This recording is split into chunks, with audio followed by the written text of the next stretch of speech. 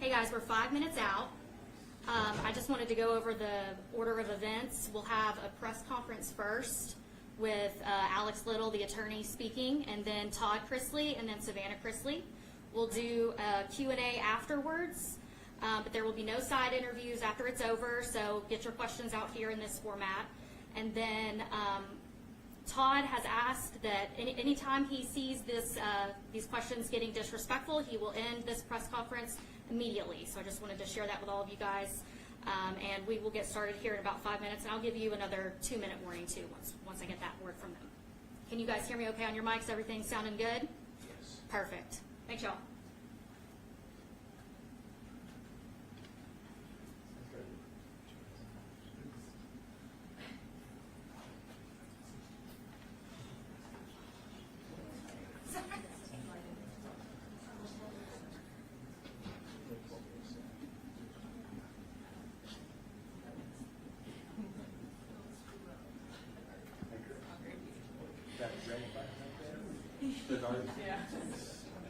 That's the one you start to hear. Now, the odds switch is a little lower.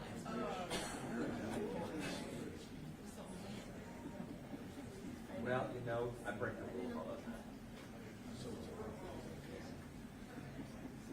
I like we got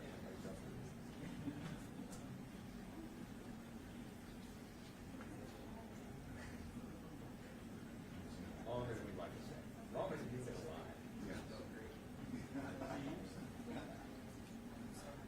That's how confident I am.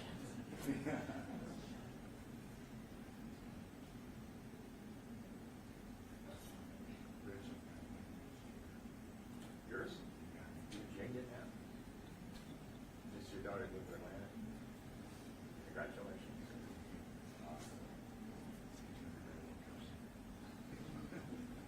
There's that. Yeah. I understand that. That's why you took the game.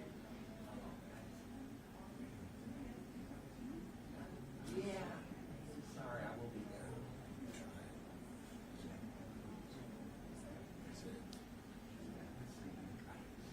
I got no information.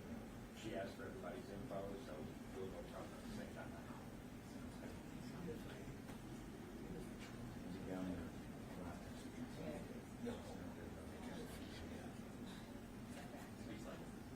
Whatever.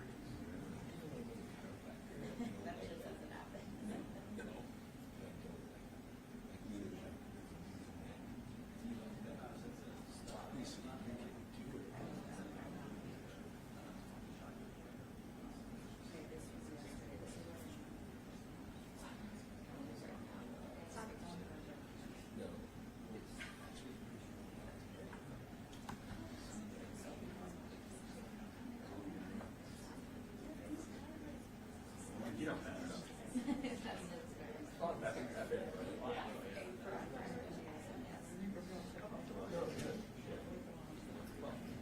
We remember those days.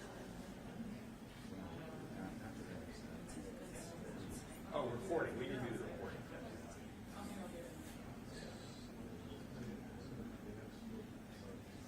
Oh.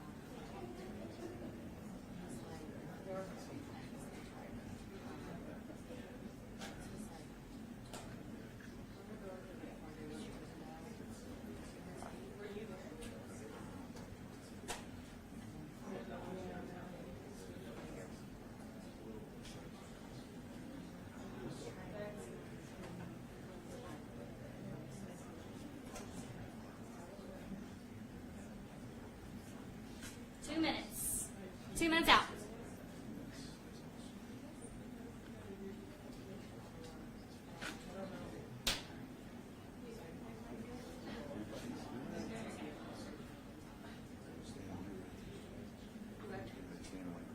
Oh, yeah, I thought you said you're standing up. I'm like, I probably should not do that. But yes, we are.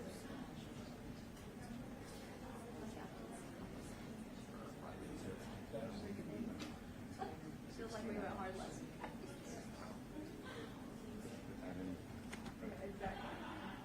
1 minute, maybe 30 seconds.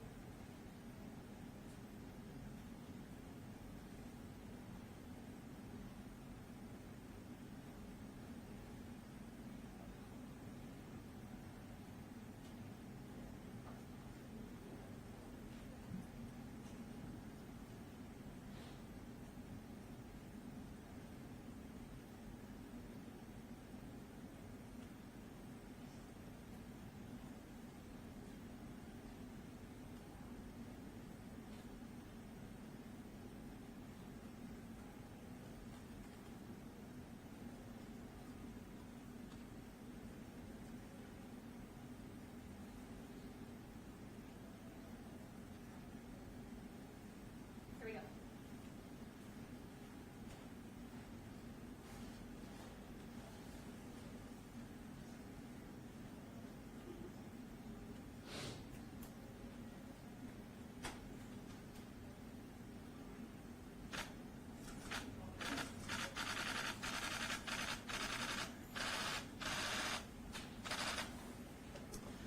Good morning, everybody. Thank you for being here. I appreciate the attention to this matter. I know folks have wanted to talk to Todd and Savannah, so they're here to do that. I'm going to let them introduce themselves and tell a few words. We'll take questions after. How are you guys? Good. We woke up today and they were still at home. So it's honestly felt like such a dream to have them at home. And I'm just so grateful, obviously, to President Trump, the administration, Alice Johnson, just everyone within the pardons office. Alice obviously came on my podcast a year and a half ago, I think, before she ever even got the role. And what I respect about her is she's not in the art of giving favors. Neither is President Trump. And when she got the role, she looked into our case. They saw the injustices. The media loves to run with this $30 million scheme without doing the research to look into the documents. And there was no $30 million scheme. But I just appreciate the administration looking into it and seeing the faults within our case, the corruption, and just the weaponization of the DOJ. So we are just so excited and moving forward. Obviously, getting them home the past 2.5 years, I have fought. Like, that was my #1 priority, was getting my parents home. But now that they're home, now we move on to all the other men and women that are in the system and getting them home. And I know we're going to continue to work. We're going to be in D.C., and Mom and Dad are now along for the ride because we're not leaving those men and women behind. There's too much work that needs to be done. There's too much reform that needs to be done. So we're just super excited, and here he is, Todd Chrisley, after running from, the media at Nordstrom yesterday. Good morning, guys. Thank you all very much for coming today, for having the interest. I want to thank first and foremost my Lord and Savior, because that's who got me through it. I want to thank President Trump. I want to thank the administration. I want to thank Alice Johnson. I want to thank every person that has prayed for us, that has stayed in the fight and that fought for the truth to come out. And so I am grateful for it. And as Savannah said, she has fought a long fight. And for any parent to see their child fight this hard, it's a double-edged sword. It's a blessing, and then your heart breaks because your child has been placed in that position to fight for you, when as a parent you're supposed to fight for your children. So I will always be grateful to you from the bottom of my heart. We've had wonderful legal representation, maybe not in the first go-round, but certainly when you picked up. And we're certainly grateful to you, Alex, and to you. This is the better-looking version of our team. So, you know, we're grateful for everything that has happened thus far, and as bad as this experience has been, there's also been a lot of blessings to come from it. I have met some wonderful men. I have listened to some horrific stories about things that have gone on in our system. And whether you believe it or not, because I was you at some point, even though this pardon has happened, I still was convicted of something that I did not do. It could be you. It could be you. It could be any of you. And somewhere in this room, someone has had a family member that has been affected by this system. So I understand the shame that's around it, but I refuse to feed into that, because shame is like a cancer that just spreads, and I have no shame. So I will continue to fight for all of the guys that I dealt with and that I was blessed to be with at FPC Pensacola. I will continue to expose the injustices that go on there and throughout the Department and throughout the Bureau of Prisons. I know that Julie, who is a wonderful, decent, God-fearing woman, and that I am blessed to have been married to and been with for over 30 years now, an excellent mother. She's at home with Chloe right now, and Chloe will not let her go. So we're blessed to have our family back, and we're blessed to be coming back to television, because we do have a much bigger story to tell now than we ever have. So I thank each and every one of you. We're happy to open this up for some questions. Oh, start here.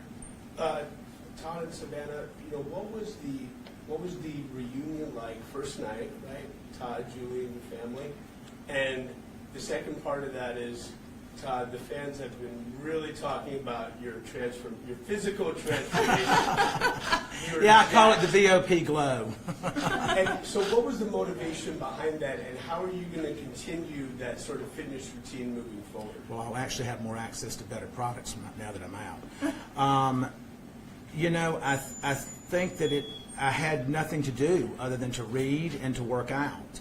And so I worked out every morning at 10:45 until 12 with my buddies there, and I read, and my walk with Christ became deeper, and I talked to my daughter every day, to Chase, to Grayson, and I was able to email with Julie every day. And so I think that for me, I haven't had the same effects that so many people leaving the prison system have had. So I'm grateful for that. Or maybe it's just all the residual Botox that never wore off. What was the reunion like, though, first night? Yes, I think for me, obviously I went to pick up my dad. And when he walked out, it was just such an overwhelming feeling, because the last time I was there, I was dropping him off and watching him walk away. So I think watching him walk towards me, I was an absolute disaster. And we left there, and it was amazing. And I FaceTimed my friend Margot, who works within the administration, and she goes, "Hold on a second." She was like, "I'm here with the president." And we got to FaceTime the president, and it was a full circle moment. I think that it was, you know, as Savannah said, she and Nick dropped me off there, and then you picked me up. It was, I don't even know that I felt like that it was real at that moment. And I woke up the first morning, and I was looking around, I'm like, this is really real. I'm home. So I was grateful for our family to be all back in the same room, to be together, to share a meal together, to pray together, and to know that we're still in the fight together. Question in the second row. Mr. Chrisley, do you have any remorse for the actions that led to your convictions? Oh, you must be CNN. Do I have any remorse? I would have remorse if it was something that I did. Well, your wife did apologize last year in federal court. Well, let me explain to you how that works, if you don't mind. Yeah. You're placed in a position as a defendant to either bow down and kiss the ass of the Department of Justice and accept responsibility for things that you did not do in order to avoid a stronger sentence. And the corruption that went on in our case is going to continue to unfold, and Alex is going to continue to give each and every one of you the evidence that as it comes in. Next question. You haven't seen your wife in so long. Hearing her voice, seeing her, what was that like? It was overwhelming. It was overwhelming.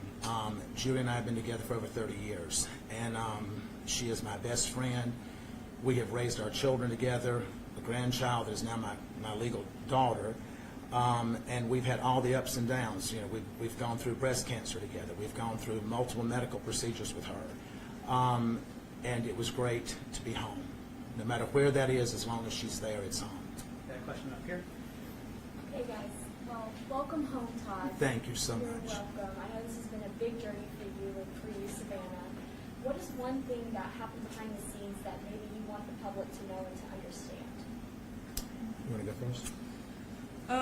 I think, obviously the biggest misconception right now is that I either paid for a pardon or slept for a pardon. That's something I would or that's the biggest misconception right now. And if people knew the countless hours and the money and the time that I spent going to DC, literally with not a meeting scheduled, and I just got on a plane and went and said I'm going to be in the right room at the right time and meet the right people. I fought hard and I was exhausted and I begged for meetings. There was nothing I was never too good to ask. And that's the thing is people think, oh, you're a celebrity, you're white, you have money. That we got an upper hand and we didn't. I had to fight and I was relentless and that's how it happened. Finally, people listened. So for me, that would be something that people just don't quite understand. I think for me, watching it all unfold and listening to what she said that was coming up next and just being consumed with pride while at the same time knowing that this is a long shot because so many people are told no. And being in the prison system, anyone that says that it's a fair shake, it's not. Because I dealt with young African American males in the prison that I was in that were not treated the same. They were denied programming. They were denied access to certain things. I was not denied that, but we know why I wasn't denied that. And so I think that is a much bigger picture that we all as a society as a whole need to look at, that we are one. And whether you're Republican, Democrat, or whatever, at the end of the day, when you're in that hospital, you don't care if it's a Democrat treating you or a Republican. Now, some of you may, but I want whoever's going to be the best person to do that. You. You're another. Thank you. So there's no telling how many times Savannah's Instagram was refreshed yesterday with everyone looking for that glimpse of getting to see Todd. And then the first time we see you live on Instagram is in Nordstrom shopping. Can you talk about that? And were you hesitant at all for that to be the first glimpse of you shopping at Well, Nordstrom? we thought through our security detail that we had beaten that and that we were good to go. And what we did not realize is that there was multiple outlets that were following us, but we had interference with the security team. And I don't know why it's that exciting to go watch me buy underwear. I mean, it's just not. But we went in to grab a few things because I have an event to go to tomorrow. And then we looked up and the people in Nordstrom's coming and said, you need to understand that the press is here, the press is here. And so I'm like, they're just wanting this one first picture. And so I said, go live with it. And I said, and that stops them. And so that's what we did. Did it work? It did. Hey. Go down the front and in the back. But What do you have to say to the people who say you were only pardoned because of your status? I understand it. I understand it. That's not something that you can look at and say, well, that had nothing to do with it. I don't know if it did or if it didn't, because I wasn't involved in the process. But what I can tell you is that I believe in our President of the United States, and I believe in his commitment. When he created the First Step Act, that was to help incarcerated individuals. It was not adhered to by the Department of Justice. And the entire time during the Biden administration, it was not adhered to. So to hear him say that it is now going to be adhered to and Pam Bondi is going to make sure of that, literally since Pam Bondi has stepped in, Now the Bureau of Prisons have been given a directive through a new director who I have such a huge amount of faith in, William Marshall, that he is going to make sure that the First Step Act is implemented, and these men and women are going to get the credit that they're supposed to be getting. They're going to get the training and the education that they're promised, and they're going to be given a right to go back to their families in a speedier way. So I do understand that, and if that's the case, I don't know how to address the fact that if it is the case, but I'm grateful to God for whatever reason it was that we were able to obtain it. Far in first. Hi, we know you've called the Nashville area home for a few years, having a home in Brentwood, Billmead. What's your plans for potentially keeping the life here in Nashville and in the future? We do have future plans. Nashville will always hold a very special place in our heart, but we have other plans. Do you plan to stay here? We will probably always have a presence here. I don't know that we'll be here full time. Back row, please. No, you. So after people have been incarcerated, a lot of times they say that isolation and that feeling almost of not being able to associate with family and friends is almost for them feeling like part of a death. And then having them come back is almost like a second chance. Now that you have all this new understanding, these experiences, really having that conversation with people in very different ways of life, how do you plan to use your platform and to share different messages if you do, now that you're continuing to have this TV show? This will always hold this. You can't go through what we've been through and walk away from it. I'm fortunate, so is Julie, that we never lost contact with our children. Julie and I emailed 10 times a day. And I think it's also important to understand that I was at a camp. It was the brokest child camp that you can go to. The accommodations were not great. But it, needless to say, was a camp. It was a former military base. So we had free access to walk, and we had a track and a weight pile, and we had things that we could do. But there are men there that after, I think statistically, after the first 2 years, people lose contact with their loved ones. And that I can't even imagine how that must feel, but at the same time, I think that we at this point, God has said, when you know better, you do better. And it's our job at this point to expose all of that and to try to make those men and women's lives better if we can. And that's what I plan to do. So let's take a step back and take a look forward. First of all, what were both of your first reactions to the part where you were shocked? And looking forward, tell us, your return to television, this docuseries. Can you tease what it will be like in nature, what the focus will be? Tell us about that. I mean, when I got the call, like I said, I was walking into the grocery store and I stopped in the parking lot. I was like, what do I do? I was like, okay, go back to my car. And so I sat in my car and had that phone conversation that's online with President Trump. And I was in such shock. I really didn't know what to say. I started crying. Grayson was with me, and we're like, oh my God, it's happening. It's happening. And I really don't even remember driving home. Like, I was in such shock. And I then was able to talk to my parents and tell them what had happened, but it had already kind of spread like wildfire because President Trump's team posted the video and tagged it Trump Knows Best, which, I loved. But it spread like wildfire. And when they called, they're like, is this really real? Oh my, like, it was so hard to believe that it was actually happening. I had a staff member that came to me and said, you've just been pardoned.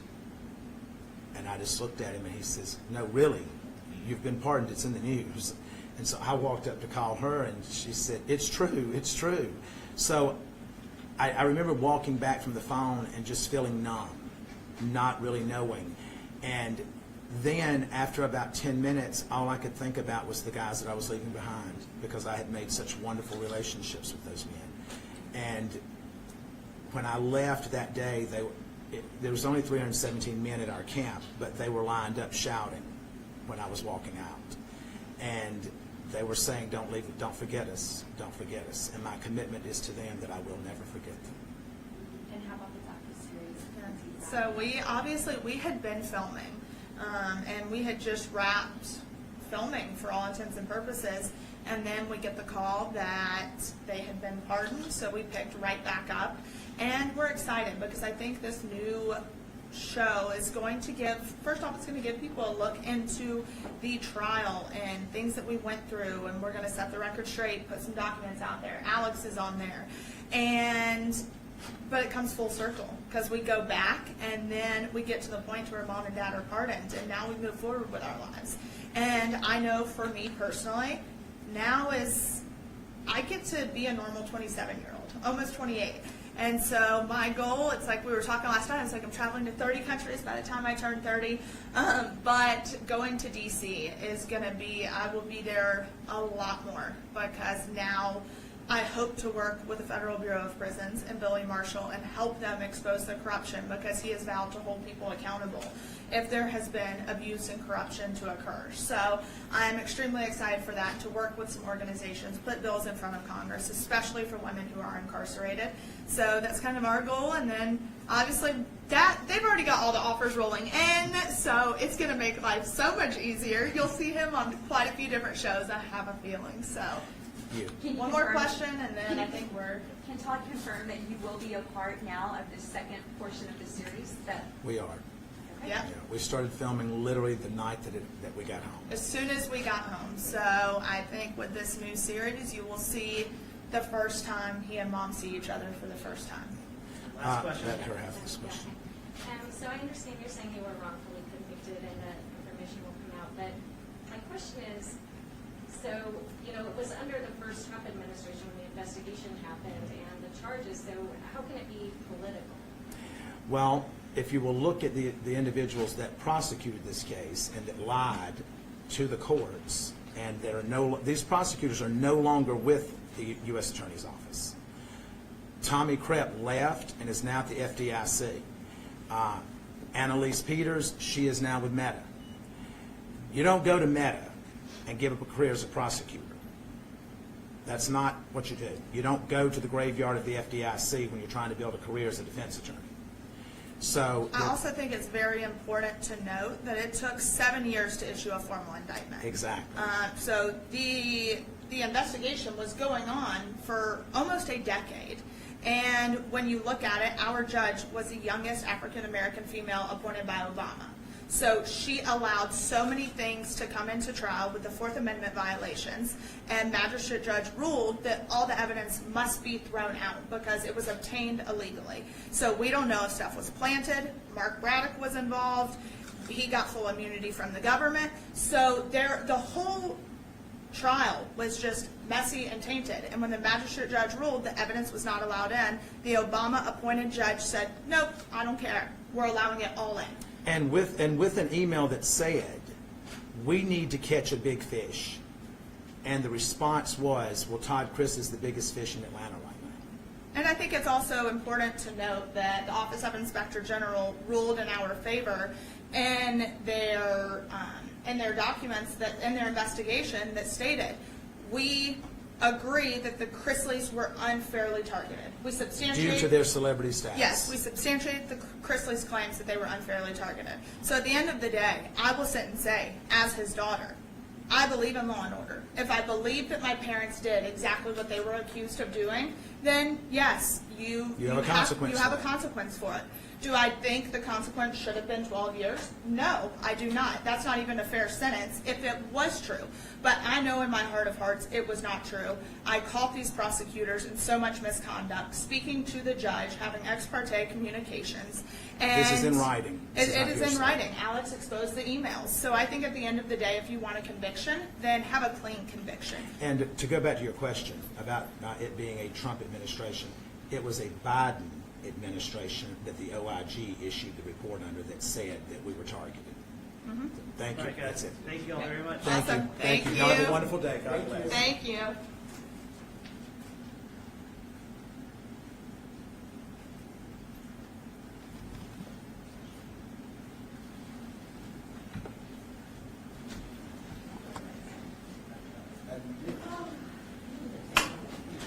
Thank y'all for coming. If you guys need anything, I can give you a card or my email, phone number, whatever y'all need. I'm here to help. Thanks.